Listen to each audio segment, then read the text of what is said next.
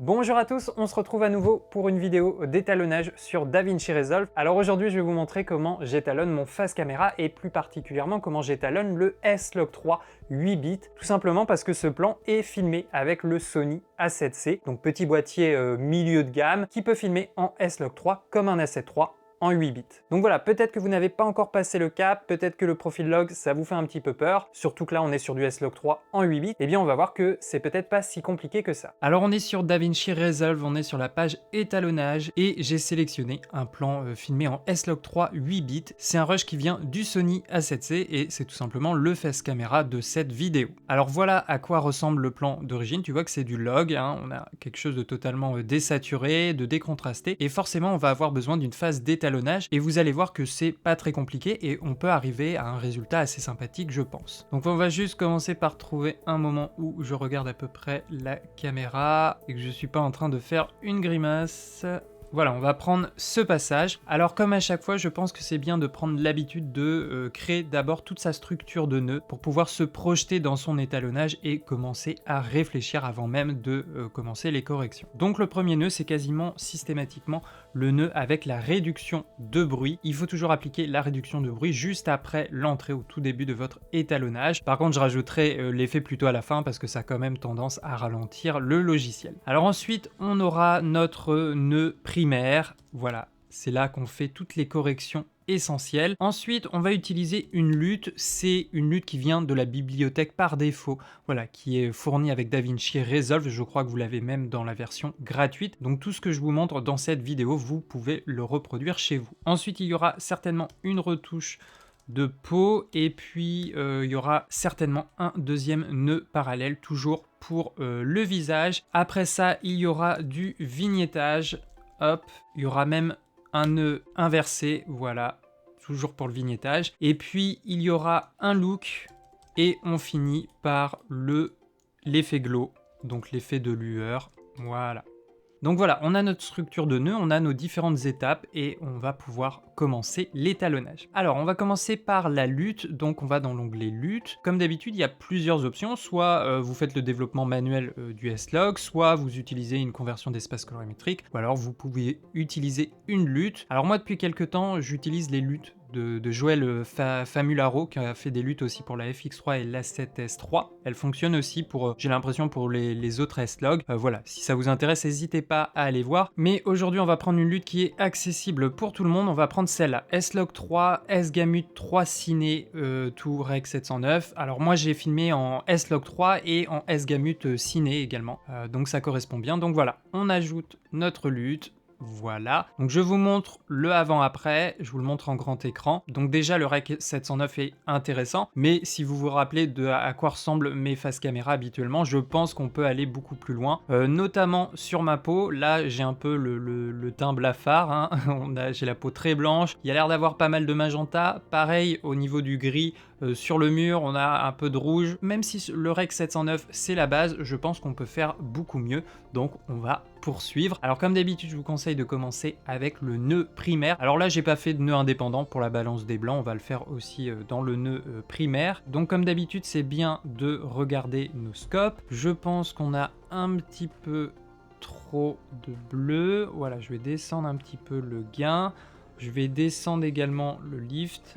Déjà, si je vous montre le avant-après, c'est un peu mieux. On retrouve un peu plus de ton orangé, jaune au niveau de la peau. On peut peut-être même le faire aussi pour voilà, le gamma.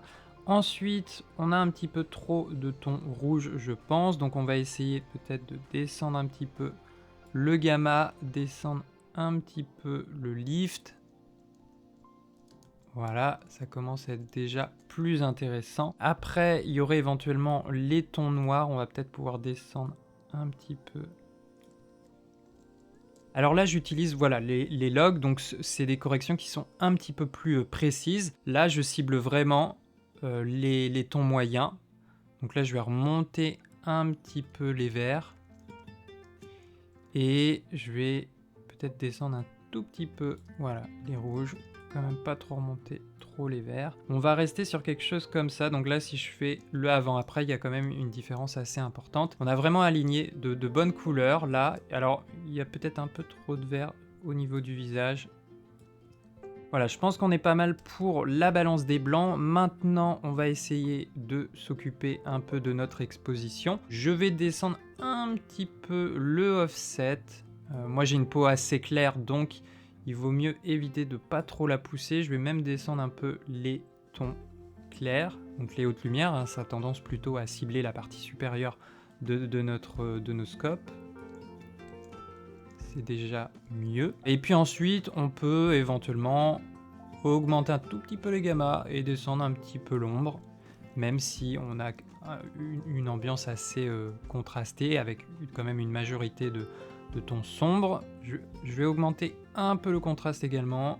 Hop, voilà, on est pas mal.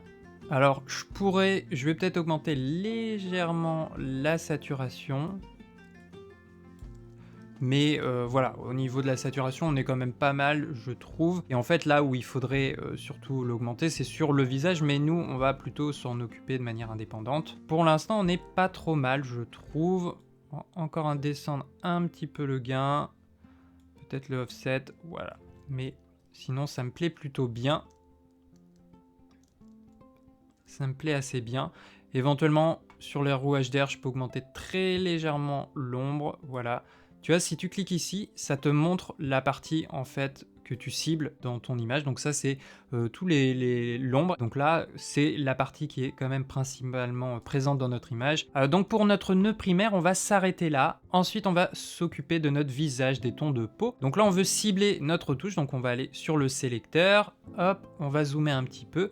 Moi, je sélectionne voilà, l'outil pipette et je viens prélever. Alors je rappelle, raccourci Maj plus H pour faire apparaître uniquement la sélection. Et voilà, je viens sélectionner ce qui m'intéresse sur le visage. Je dézoome un peu et on va voir si on peut nettoyer le masque. Réduction de bruit, on met du flou. On va pouvoir certainement voilà, éliminer un petit peu les tons les plus sombres, quelque chose comme ça. Généralement, là, on va pas trop toucher. Hop, et on va pas trop y toucher. On va voir si on peut éliminer, mais on a l'air pas mal. Je vais même réaugmenter un tout petit peu. Voilà, je veux surtout m'assurer d'avoir pris un maximum de tons au niveau de la peau. Donc le visage en priorité. Après, il y a les bras aussi. Là, je pense qu'on est pas mal. Et je vais peut-être même voilà, remettre un peu de ton sombre. Donc là, on a pris aussi un peu d'éléments du décor, mais en fait, c'est une partie du mur. Et là, voilà, pareil, une partie du logo, peut-être de la statue, mais c'est très léger, donc on pourrait les enlever du masque assez facilement, mais voilà. Moi, ça me pose pas trop de problèmes là.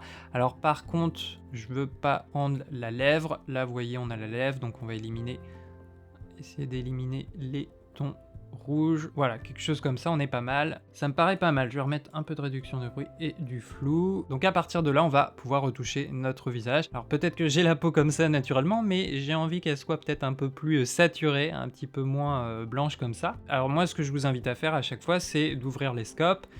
Hop, on va revenir sur le 4x4 et on va surtout regarder donc le vector scope. Je fais Maj plus H pour afficher uniquement le masque et à partir de là on va regarder où se trouvent nos infos sur la ligne de référence. Donc là on a l'air d'être pas trop mal. Donc là ce que j'ai à faire c'est conserver les informations sur la ligne, mais je vais essayer de pousser un petit peu. Voilà, donc essentiellement ça va être le gain, peut-être un petit peu le offset, un petit peu les gammas. Alors là il faut y aller quand même assez doucement hein, parce que ça a quand même agi assez rapidement sur les tons du visage. Tu vois déjà c'est beaucoup plus intéressant là ce qu'on a dans l'image. Tu vois la différence, là, le avant-après, on a vraiment l'impression que je suis malade. Et là, on retrouve des tons un peu plus intéressants. Je pourrais même légèrement descendre un petit peu le offset de manière globale, juste, et peut-être le gain, hop, juste pour calmer un petit peu les tons du visage. Et je vais pousser encore un tout petit peu plus, voilà.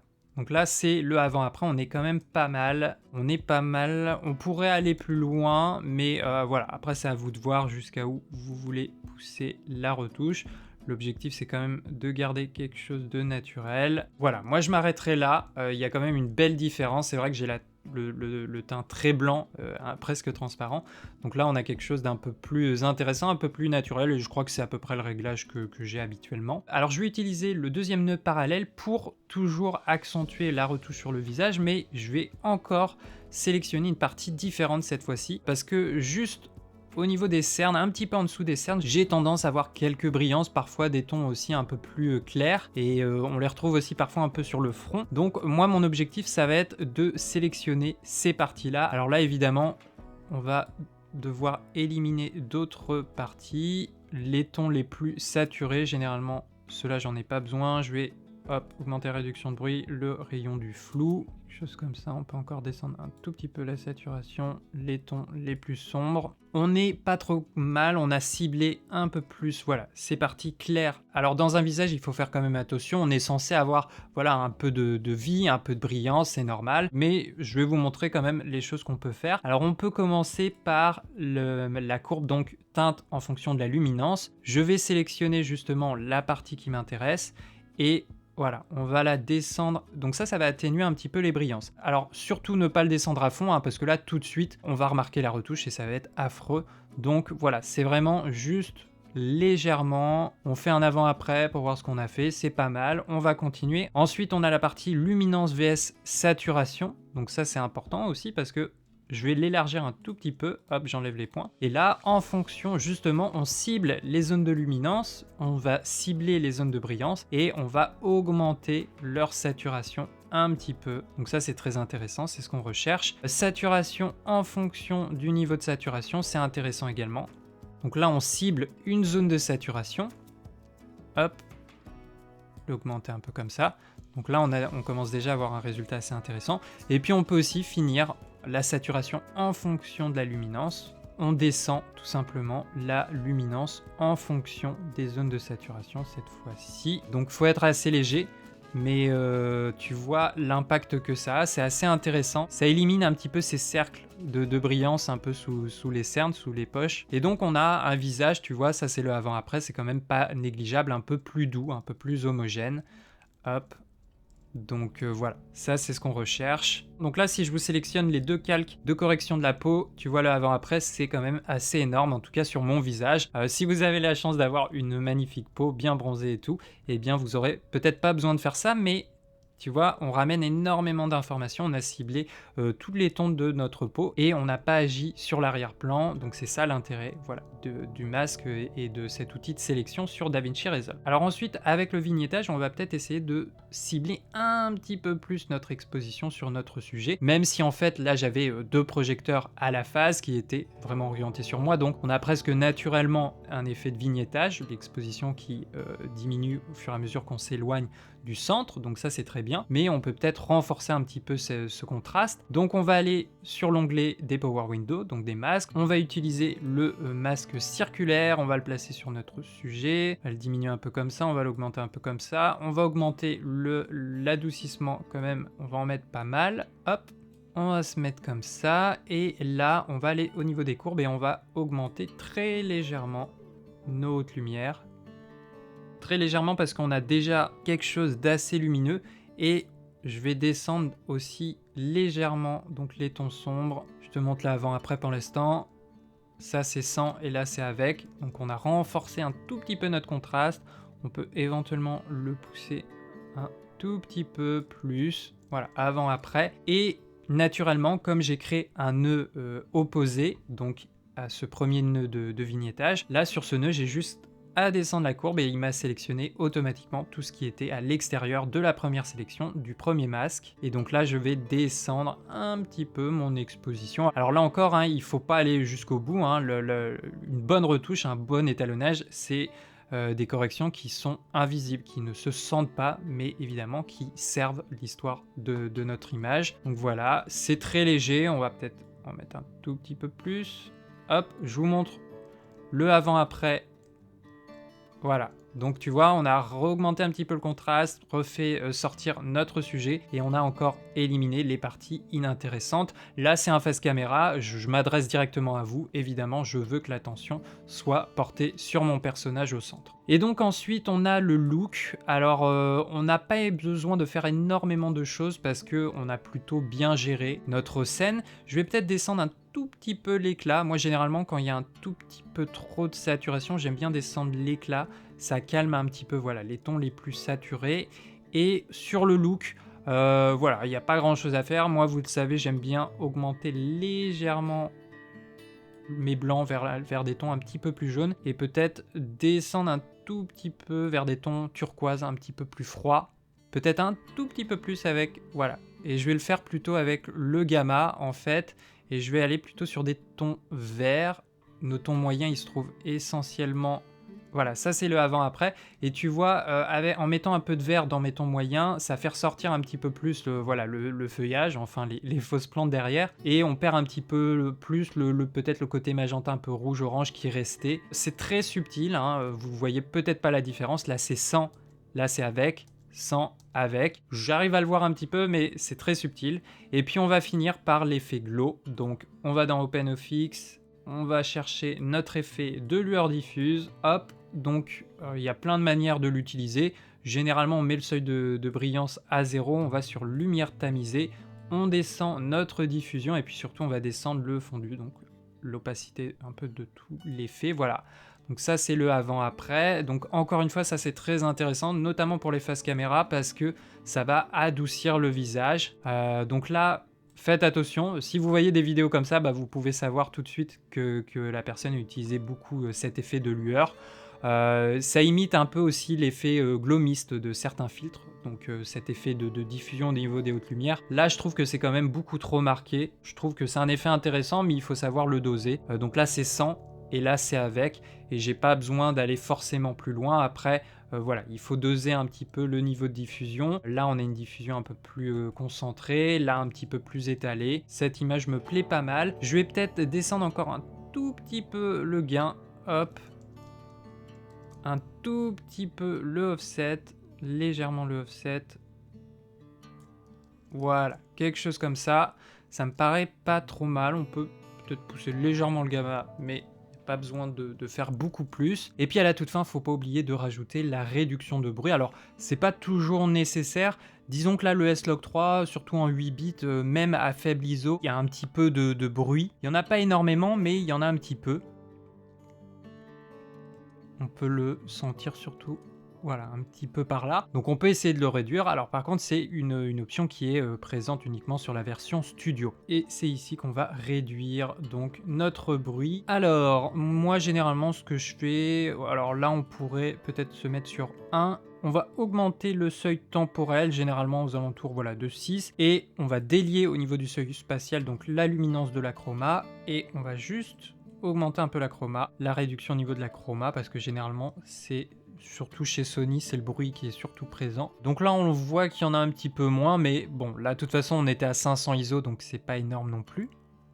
On le sent un peu. Au niveau du signal, on voit qu'il est aussi plus clean, donc tant mieux. Après là on est dans une scène avec un éclairage contrôlé, c'est pas essentiel on va dire, mais voilà, si vous en avez les moyens, que ça fait pas trop ramer votre machine, autant l'utiliser, c'est toujours un plus. Donc voilà, ça c'est le S-Log 3 sans aucune retouche, sans développement. Ensuite on a la lutte, voilà, donc qui est converti vers l'espace Rec 709, et puis enfin on a notre étalonnage qui je pense est quand même un peu plus intéressant. Alors quand vous avez fini votre étalonnage, évidemment, pour un face caméra, si c'est quelque chose que vous allez utiliser régulièrement, vous ouvrez la galerie et soit vous enregistrez votre étalonnage dans l'image de référence. Si vous enregistrez l'étalonnage dans l'image de référence, il sera accessible que pour ce projet, et si vous le mettez dans le Power Grade, il sera accessible sur l'ensemble de la base de données. Donc généralement, c'est plutôt là-dessus qu'on veut faire. Tu vois que j'en ai déjà pas mal, et donc il suffit de faire un clic droit et de cliquer sur capturer comme image de référence.